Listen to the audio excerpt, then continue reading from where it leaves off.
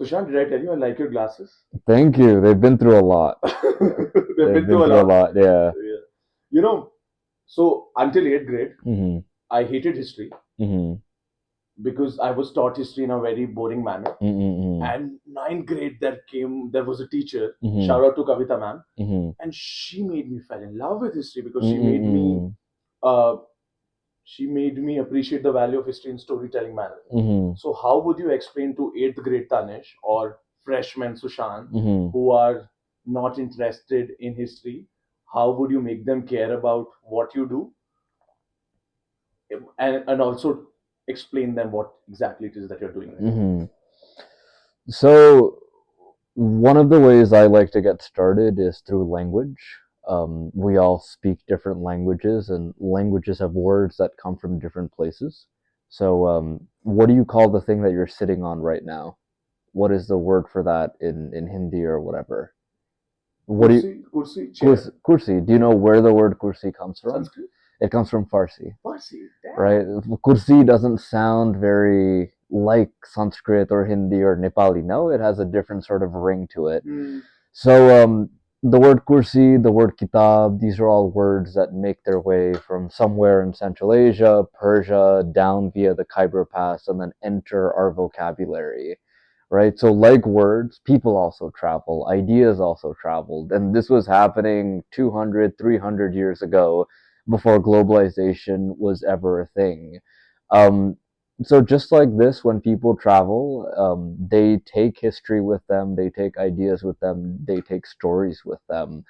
Um, I am from the Himalayas. I work in the Himalayas, and over the last century, we've started imagining this place as a very static place. You know, when you think of mountains, you think of a wall, this very tall wall that's very difficult to climb over. Hmm. But this wall was actually a bridge, Hmm. right? So imagine a very high bridge that yaks and peoples and monks and pilgrims were crossing back and forth Hmm. and taking ideas with them. Hmm. So from Bengal and Bihar, you had ideas of Buddhism that was crossing Nepal, Ladakh, Bhutan, and going into Tibet and China. Hmm. So the work I essentially do is I find different parts of this bridge that we now understand as a wall and try to show you what this bridge might have looked like and where people were traveling from and what ideas they were taking with them. One of the ways I do this is I pick a certain site. So, for example, there is a vihar or a monastic complex in Kathmandu called the Vikramashila Mahavihar.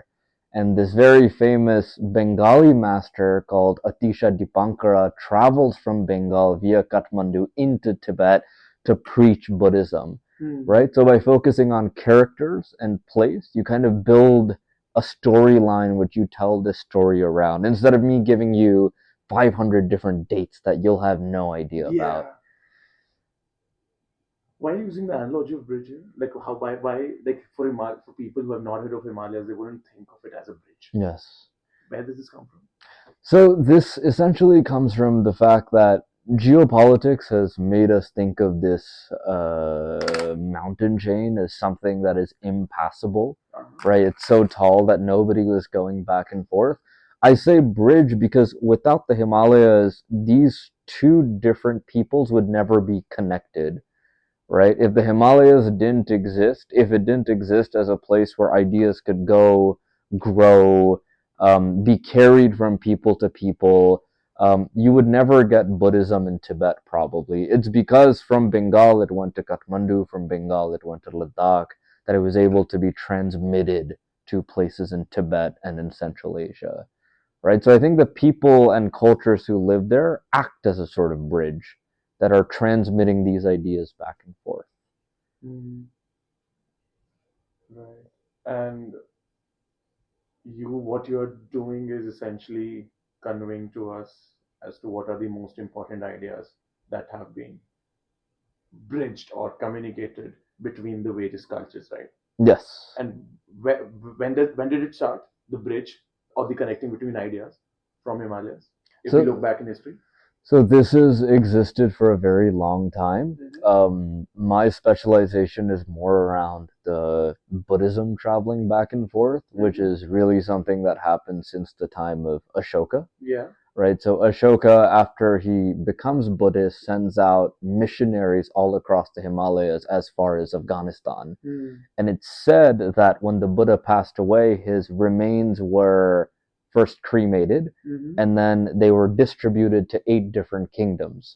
Ashoka goes to all of those kingdoms and is able to exhume his remain from 7 stupas around the Gangetic plains, and then he distributes these ashes to 84,000 different places across India and the Himalayas, as far as Afghanistan.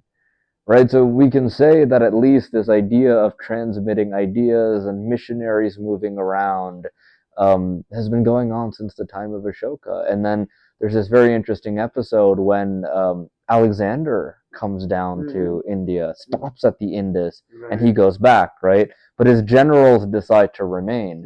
And they set up this fascinating kingdom called the Kushanas in what is now Pakistan and Afghanistan, and they create this very sort of Hellenistic art where the Buddha looks like Apollo.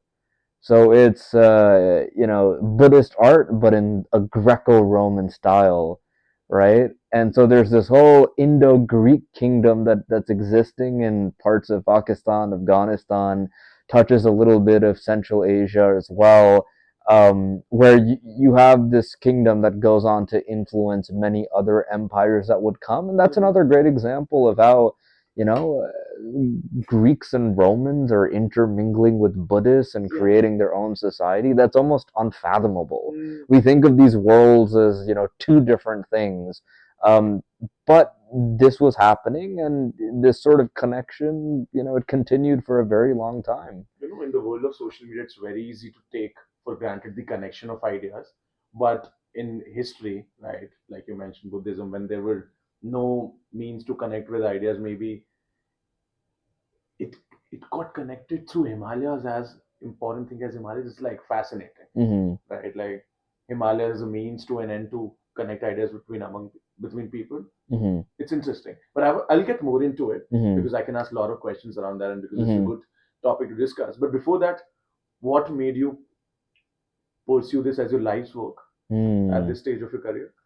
So I grew up in a city that's like an open air museum. If you ever come to Kathmandu, you cannot go beyond like a street without seeing a temple or a stupa. It is teeming with culture and history, and we have all of these processions that happen where people are pulling chariots across the old part of the city. It's very vibrant culturally, and these are things that I would grow up seeing, and I'd be very curious. So I was very lucky that I had a mother who would tell me all of these stories. Right? She'd be like, "Oh, this god and that god," and then we have this very famous story about how Indra comes to Kathmandu to steal flowers, and then the people of the valley tie him up on bamboo, and then they have to negotiate with Indra's mother to let him go. And this negotiation leads to a festival called Gai Jatra, right, where Indra's mother allows the people of Kathmandu to see their deceased relatives once a year. Right? The festival where he's tied up is a festival called Indra Jatra, right? So I always grew up with mythology around me, and a lot of myth often has truth. There's some sort of like real event that happened around this myth. Right? So even if Indra didn't come to the valley, the whole negotiating and making sure it rains is very important for an agrarian society. Right? This is a society that really cares about when it's going to rain so they can plant their rice and do their harvest. Um, so I grew up with mythology, and then when I went to college, I was taught by professors who really instilled in me this idea that people, art, and ideas were always traveling. In particular, I had a professor teach me about South Asian Islamic art, which is not Buddhism, but the finest art in the Mughal court was Persian. Right? So Jahangir is commissioning these beautiful pieces of artwork, and they are done in a very refined Persian style. At one point, the language of the Mughal court is Farsi, right? Because Persia was seen as sort of, high class society. It's like how the French were looked at in Europe. So when I learned about Islamic art, I also became curious about other forms of art, other peoples. Were they moving around too? And lo and behold, this has always existed. It's not limited to religion. It's all religions, all people, like all types of people in South Asia, not just the Mughals who were moving around. And not just the Himalayas, by the way, there's people going as far as Indonesia, taking ideas with them. There's people going as far as Egypt. I believe they found a Buddha in Egypt during an archaeological excavation. So when I went to college, this idea that the world was connected even before the modern period became very apparent. Um, I decided to pursue this when I was able to get a fellowship and move to Ladakh. Okay. And then in Ladakh, I saw so many things about, for example, Ladakh is a place where you'll find a lot of Kashmiri Buddhist art. Because when Buddhism goes into decline in Kashmir, all of the artisans are recruited in Ladakh. There's scripts. There's a script called it's the Sogdian, not the Sogdian script. I'm forgetting the name of the script, but left by the people of Samarkand, the people of what is now Uzbekistan, almost 1,000, 2,000 years ago. Right, so in Ladakh, I realized all of these connections, and I was able to see these connections in places like Kathmandu as well. And I decided that, unlike other scholars that just focus on one place, a big part of my work was going to be how are these places connected. And this is important for how we understand modern history, because you know how geopolitically hostile South Asia is. Yeah. There's nuclear weapons pointed at each other. There's this idea that these nation states are these very firm units that people have always existed in. But 300 years ago, this wasn't the case. And through my work, I kind of want to deconstruct this idea that history is limited to borders. How do we think beyond borders? How do we think about the connections that used to exist between these places? So that's the main motivating factor for this work. So is it fair to say that in pop culture history, the idea of cross communication, if you will, in terms of ideas and culture, uh, is not that prominent? Is it fair to say that? I think in our part of the world, it's not encouraged. South Asia? In South Asia. And why is that? I think it has a lot to do with, one, the way that this part of the world was colonized, right? So borders here, and I mean, in Africa, you'll find similar things. They were drawn according to colonial masters who had their own idea about cartography. So before the British come in, borders in South Asia are a lot more fluid. So, for example, one of the reasons that the British and the Nepalese go to war is because of taxation. And for the Nepalese, taxation is about where the village ends, where the last house in a village is. For the British, it's a line, right? It's like this line that cannot be crossed, right? For other South Asian societies, it's, things like rivers and forests. Now, where do you decide where a forest ends? That's also something that's a bit complicated. Like, what tree does a forest end on? So it's a lot more ambiguous. It's not so defined on the ground. So when the British come in, there's a lot of this need to define precise borders, right? And when these borders are defined, they're often imagined in a very European way of, within a territory, you have a certain ethnic group or a certain religious group. And then when they leave and these nation states are created, they kind of have to come up with these nationalist ideas about why they exist. And in that process, they imagine their own histories, right? And while imagining their histories, you have convergent history, sorry, where it's not convenient for you to say that you were dependent on the other side or that you had something in common with the other side, because you need your population to unite in a certain way, and that unity sometimes is created through an existential threat. Yeah.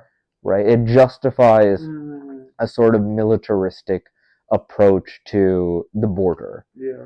right? And this goes on in South Asia today. It's still a geopolitical hotbed, not just in South Asia, but with neighbors like China as well. The Pakistan Afghanistan border is very contentious right now.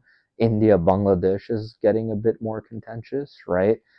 So these nationalist ideas kind of fill in the sort of animosity between current day states. So as long as the aim is to solve animosity with the studying of the ideas, cross-border ideas in the context of history, isn't the effort futile here? Because majority of the masses will still be majority of the people will still be brainwashed unless you are pursuing the other aim, which is not solving for animosity. Yeah, so that is almost impossible. No, it's like there's no way that somebody like me could go up against national curriculums Yeah. and the whole media culture that feeds on this sort of like war frenzy almost. But I think that my goal is more to first deconstruct ideas that people have, right? To show them that transnational histories are really important and people have always been traveling around. For example, in India, I hear a lot of talk about partition, Yeah, yeah. right? It's like, families used to live there, now they came here. So there is still this legacy of people remembering their family heritage from like 80 years ago. What I'm saying is that this was a regular thing 200, 300 years ago when these lines didn't exist at all, Yeah. right? So one, deconstruct, and then the other thing is dialogue. Like it's only when I am able to converse with you or converse with somebody else and I kind of get them to think about things in this way that we see that it's a lot less about where you're from and the different circumstances that have influenced your identity, right? So, what are our identities made of in terms of where's the religion coming from? Where's our language coming from? Where's our food coming from? And when you look at those histories, you realize it's always, from different places, right? It's not like something is just born out of, nothing, right? I mean, even the Indo-Aryan language, this is something that started in Central Asia, and over time it developed linguistically into what we speak today. And what makes the deconstruction of ideas important again? So I think if we just tell somebody that, there used to be connections in South Asia, there used to be connections on both sides of the Himalayas, they're a bit rigid Right. because they're not used to this and nobody wants to be wrong. Yeah. So you kind of have to start off with where are they coming from and then deconstruct from there. So the reason I started with the chair and language example is because everybody uses the word kursi, Yeah. right? And then when you kind of make them think of it a little bit, they're like, oh yeah, that doesn't really sound like the other words in my language. Yeah. Right? So it's just about giving them that little nudge and then taking them to these grander ideas of looking beyond the mountain and Buddhist monks traveling back and forth and maybe Islamic scholars traveling from Central Asia into India. Right? Then you can get to those conversations, which might be a little bit more difficult to digest. By the way, you seem like someone who has grasped good Hindi. Have you? The thing is, because I didn't ever speak it, Okay. right? I can understand it quite well, Okay. but then I don't speak the language comfortably. Cool. So I'll ask the questions in Hindi next, and you just Yeah, answer in English. yeah, please. I'm joking. I'm joking. Okay, tell me this. What is the most misunderstood thing about Himalayan art that you see people having? And I'm sure, depending on the country, it would differ, is my hunch. But I want to hear from you. So Himalayan art again, it's quite vast now, and as you said, it's very contextual. I think I have seen a lot of people, like for example, there are certain tantric deities that are very common in the things that are sold nowadays, right? Especially deities who are like locked in some sort of a sexual position. Right. So sometimes people misunderstand this for like vulgarity and they don't really understand what it's for. So I think that sometimes throws people off.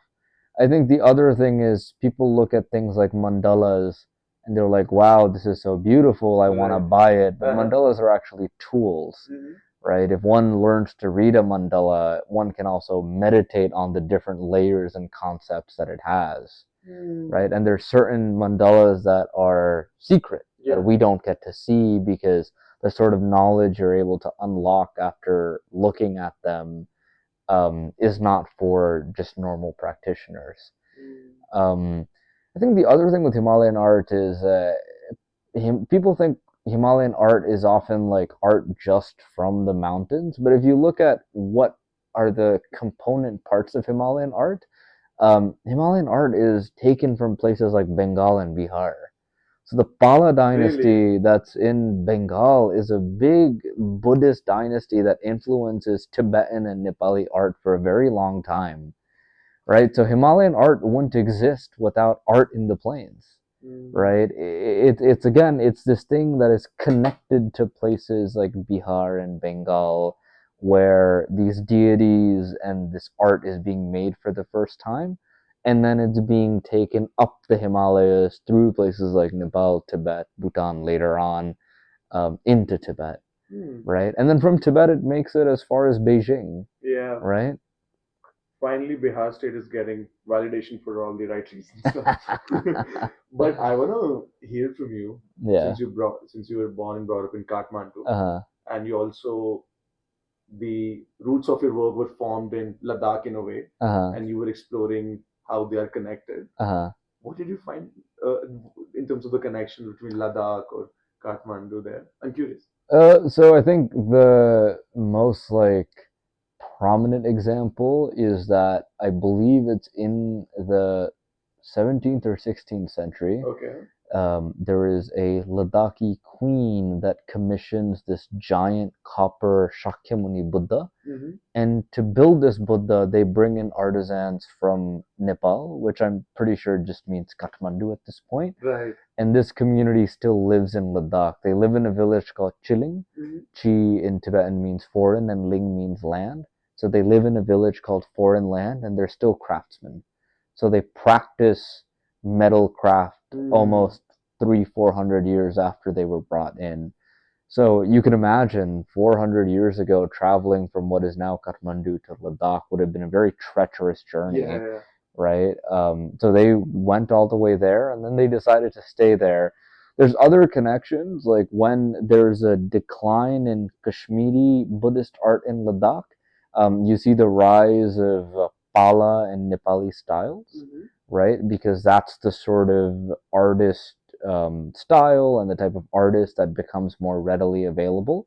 So the other thing that I say is in places like this where sometimes we might not have textual sources, Yeah. we can use art and archaeology as a methodology to do history, right? I think the West sometimes obsesses over written history. Um, there's this field of history called subaltern studies, right, that looks at people who don't exactly have recorded history or written history, and it looks at how we can approach these histories that might not exist in a textual form. And how does one do that? So I do that a lot through art history, right? There's certain stylistic features of Nepali art, like for example, there's a lot of floral scroll work that is used to fill up spaces or empty spaces where there are no deities or gurus. And when you see that, it tells you that the Nepali style was somehow a part of what you're looking at. And you see this in places like Tibet, right? Or you see this in places like Ladakh, and it tells you that either the artisans or the style is traveling. Right. If the artist is traveling, then wow, like 700-800 years ago, they're going that far and they're crossing the Himalayas. If the art style is traveling, then people had awareness of what was going on in different places, right? It's not like Ladakh was in isolation and they had no idea what was going on in other places. They were very much aware of what people in other places were making and deciding to import that into their visual culture. Interesting. And coming back to Himalayas, right? Um, what do you think there is like art in 2025 that is more important than it was in the past, and that people don't realize it yet, especially people who don't study Himalayan art actively. Mm, I think I think most of the art that was painted back in the day is incredibly important because again these are some of the only or some of the tools we have to study history, right? If we don't have some of these pieces of art, then we wouldn't know that people were working in areas like that. And Such there as was, Buddhism again. such as Buddhism, or for example, there's a monastery in Tibet called Zalu, Okay. and Zalu has a fantastic mural of life in Kathmandu, probably in the 14th and 13th century. Mm-hmm. Um, and these paintings tell us that, the sort of public things that people were doing back in the day, the way that they were dressing, the way that the royals were dressing, the fact that Tibetans and Nepalis were working together even back then to make these murals, right? If you go to Beijing, there's a stupa that this guy called Araniko made Uh-huh. called the White Dagoba. So it Right. shows you that he was traveling as far as Beijing and he worked in the court of Kublai Khan. Um, so again, I think this is important because the sort of geopolitics of the present sees history as a very functional tool. It sees it as a means to get to an end, and Mm-hmm. that end is often a nationalist binding identity. Okay. So these art pieces and this sort of dialogue Mm-hmm. is the opposite, right? It's the means to a much more cosmopolitan understanding of this part of the world, Mm-hmm. which I also think creates, a little bit of more shared empathy. If you're able to see the other side or the other person as having a sort of shared history, I think one of the things that makes the Nepal-India relationship so beautiful is that we know this shared history and Yeah. we actively talk about it, right? So I was in a part of Nepal called Janakpur last year. Janakpur is where Sita is born. Mm-hmm. And during Viva Panchami, which is the anniversary of Ram and Sita's wedding, there's like 200,000 Indian pilgrims that come in to represent Ram, basically. Mm-hmm. And they sleep on the temple ground complex, like on these very thin aluminum sheets, right? And it's beautiful to see because there's this memory of a collective history and there's a celebration of this collective history, and it's very difficult for two countries to go to war with each other If they have a shared if they have a culture. shared history and culture that's Mm-hmm. celebrated, no? Yeah. Right? And Mm-hmm. I think that in a way that both builds empathy and it acts as a deterrent against the relationship collapsing. Because even if something terribly wrong were to happen, then the pilgrims will still come. They won't stop. Mm. The faith will take them there. And that faith, in a way, becomes a point that keeps the relationship more people to people and less geopolitical. Mm. As much as I like to believe that I'm a fairly open minded person, Mm. when I would get involved in ceremonies of other religions, right, Mm-hmm. like Christians, Mm-hmm. because of my friends, Mm-hmm. I would just develop more understanding about a friend, as to where they are coming from because I've seen them Mm-hmm. actively Mm-hmm. before, like seeing those cultures. I thought I understood them, right? Mm-hmm. But I Mm-hmm. didn't until I see those rituals and see where they came from, right? Mm-hmm. And it happened in just an Indian setting. So imagine this happening in cross country settings and to what extent you will be able to develop shared sense of empathy that you talked about. Mm-hmm. But my just fear is, don't you think that might be idealistic to expect, at least from government, because they don't have incentive structures? Do you imagine a world where government have incentive structures to not optimize for national binding identity? I think it's very counterintuitive for a government to try to build transnational Yeah. histories, especially, if if they're in a state of war Yeah, or yeah, if there's of course. tensions between the two sides. Um, but I think at the same time, these things need to be done at a local and regional level by people like us, by Mm-hmm. people like me. right? Because if we wait for the government to change their mind, I mean, the government will never do it. They're Exactly. interested in nationalism. It Mm-hmm. works in their interest, right? Mm-hmm. It's, you know, if there is something that happens today, they want to be able to mobilize the population like that. Mm. Like they want to be able to put an idea in your head about who the enemy is, and they want you to go fight that person, no questions asked, right? So I think that even though the government isn't going to do it, I envision this project eventually, when we build out this database and this educational platform, as something that school teachers can use if they want, Mm-hmm. right? Because I've been to parts of the Himalayas where the Mm-hmm. school teachers talk about, their curriculum not including them. Mm-hmm. It's like you have history of the mainland, or in Nepal's case, you have the history of Kathmandu, but you don't really have the history of the border itself. And they sometimes don't feel seen. And they talk about this shared history with other places. For example, if you go to these trading communities in places like Uttarakhand and Western Nepal, they talk about going to Tibet and trading rice for salt. Um, but this isn't really written down in the national curriculum. Mm-hmm. So if we can give them the information, if we can give them the tool to talk about these things, then at least in a local setting, they'll get that conversation started, Right. right? Mm-hmm. So I think it really has to be bottom up and not really top down. Yeah.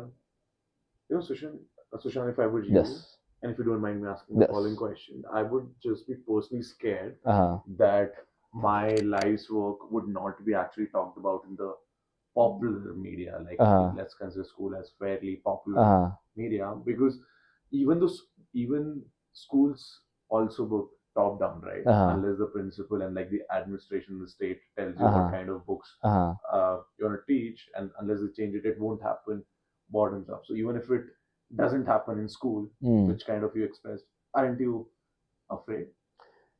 I think the it's interesting where my position in all of this is, right? I'm a researcher, Yeah. so I'm producing a lot of academic material that other researchers will read. Uh-huh. So I know that this sort of work will probably have an impact there. Yeah. This is a very small audience. Mm-hmm. They're sometimes a very influential audience, Yeah. but these are the people who are consuming the more dense material, Mm. right? The schools I'm doing because I feel like academics often live in a bubble and they're not really interested in sharing beyond their ivory towers. Yeah. So it's like you write your paper, you become a professor, you get your tenure, and that's it. Mm. You kind of and then you go and attend all of these conferences where you talk to people in your field. Mm. Um, so uh, to me, it's not really will my work be talked about or not. It's just if a school teacher somewhere decides to use it, I'm happy, Yeah. right? Like any sort of conversation starter at an educational level is a win for me, right? So I don't really have high expectations with schools, but I have a hope that some people will be interested in using it, Mm. right? Um, and then we'll see. So, for example, I know that in Nepal, at least, this is a history that's more openly talked Mm-hmm. about because it's not as geopolitical as some of our other South Asian counterparts. So let's start there, Mm-hmm. and then let's see how we can expand to other countries that have a lot more context when it comes to borders, Fair enough. right? Sushan, it's crazy that I met you yesterday, and whenever we talk about trans history Uh huh. in general or ages and topics, Uh your eyes get light up like a child, and I huh. can always talk 10 things uh huh. about you because you're very passionate about this topic. Uh So I have to ask, I cannot resist huh. asking this question. So far, what is the most satisfying part Uh about huh. this Uh huh. fieldwork for you personally? Uh huh. So most people are like, "Oh, you're finding a lot of cool Yeah. things," and every time I find stuff, I'm like, "Wow!" Like it's such a privilege that I get to see this with my own eyes. But it's interesting because, you know, to me, it's also I am so intrigued by the relationship that people who live there have with the past. So when we think of the past, it's like historians imagining what it was like 1,000 years ago, and that's very important, and that's a part of my job. But in a way, I also am part anthropologist because I'm interested in the modern relationship between these objects, these sculptures, these places, and the populations that live there now.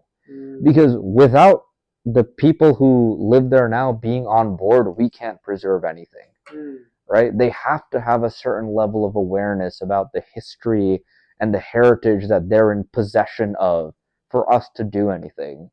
So, for example, I was recently I was trying to find a Buddhist stupa in this district called Jazarkot, and we had to cross a river. We kind of risked our motorcycle. We risked our lives. There's no road. There's no electricity where this village is, right? And we show up there, and the people are confused. They're like, "Why the hell are you coming here? There's nothing here to see." Um, and then the whole village kind of comes in to see us do our documentation work. Like they're so intrigued by the tools we're pulling out and the cameras we're using. And then they start asking us why this is important. And before explaining that to them, I asked them, well, what do you guys think about this? And they had been worshiping this Buddhist site as a Hindu site, right? So they had a very different idea about what this was from me, right? They knew that there were certain inscriptions in the sites. They were in Tibetan in this script called Ranjana. They didn't really understand what these inscriptions said. So they, in a way, mapped on their own popular belief onto this stone sculpture of it being a Hindu temple dedicated to Shakti, which was very far from what, the stupa actually is. So I find that fascinating because it's also then how do these places over time change in meaning? How does a very Buddhist looking site with very Buddhist inscriptions come to be worshipped as a Hindu site? So that to me is very exciting because I get to engage with and I get to think about how circumstance shapes the belief of people now. Right? And in that way, I'm able to bring that history to the present. I don't just study it in the past, I also then get to think about how it's evolved into the present. Right? You literally have the power to change active reality of people based on the new findings that you are making them educated about. And also, which is crazy. And also understand why they came to these realizations. Like, how are these beliefs constructed where, people are getting a very different idea about what this place is from what it actually is. In the example of Buddhism and Hinduism, why people had different notions and how did you find that the other thing out? So Buddhism in this part of Nepal isn't very pervasive now. It's not something that the majority of people believe in this part of the country, this western part of the country. So most likely, as these people are traveling around locally into India, they're seeing Hindu temples, they're seeing Hindu ideas, and they're importing them and bringing them back to where they are. And this is how most religions spread, right? Somebody comes back and they're like, oh, like, I found this god, it was very interesting. Maybe this is something similar here. So they're basically mapping on concepts that they found somewhere else to a localized place, right? And this is very normal. You have a lot of gods that travel from India into Nepal because somebody thought it was important that we have the god there, right? So just like people, gods move too, right? It's not like gods are always in one place. They're also going around and being taken. I worked on an exhibition on Rajasthani Pichwais, which are these textiles that are hung behind Krishna in the Pushti Marg sect. And when the Pushti Margs are running away from Aurangzeb, who is invading them in Rajasthan, the sculpture of Krishna falls from the cart into mud. And they're unable to move this sculpture, so they decide to establish a town called Nath Dwara. Nath is Krishna, Dwara is door, so it's literally the portal to God. Right? So God moved, and then he found a new home, and they built a haveli around that. So religions are never static. They're always moving and people are always taking ideas with them. Right? This is why you have Hindu temples in the US now, because Hindus have now found their way there and they're taking their ideas with them, right? I'm telling my grandmother today that God moves. Yeah. No, but anyway, how can people know more about your work and how can they support you? So at the moment, we're still building out this database that I talked about, which is going to contain all of the archaeological sites from the places that I've worked. Right. Once this is live, I'll share it with you and whoever else. And then there's really no, like, financially, I'm lucky to be supported by different institutions who believe in this work. But I think just um, starting the dialogue, thinking about where you're from and where the ideas you believe in might have come from, I think that's something that I would ask everybody to think about. When it comes to the Himalayas, I think that when people, in India, when I was in Ladakh, there's like 500,000 tourists that go to Pangong or wherever. Right. They go to they go to the mountains and, it's beautiful scenery and whatever, whatever. I think that when you travel, also keep an eye out, like open your ears to what is shaping these places in the mountains. Right? Like ask people about connections. Be like, oh, you have a monastery. Like, who set up this monastery? Where are these ideas coming from? Like, what do you believe in? Right? I think sometimes when we travel to affirm a belief we already have. Right? So you go to Ladakh to kind of affirm this idea of a Buddhist paradise. But go beyond that, right? Go there with this idea that you know nothing.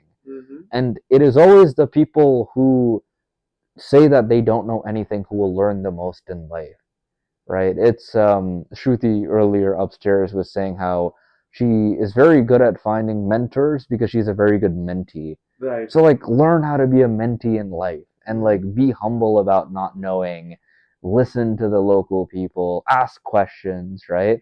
Especially when you're traveling in the mountains. Yep. Don't go with the idea that you have, right? Go there and be open. And yeah, I think that if you're like that, then our paths will probably cross one day because that's where I do my work and we'll have a conversation like this. I'm looking forward to it. Yes, sir. Awesome. Yeah. I have hardly gotten sleep since like last 2 days. It's what, like almost 1 a.m. This conversation re-energized me again. Now I won't sleep for 3 hours. So I appreciate you doing it, brother. No, I'm glad. Cheers. Thank you.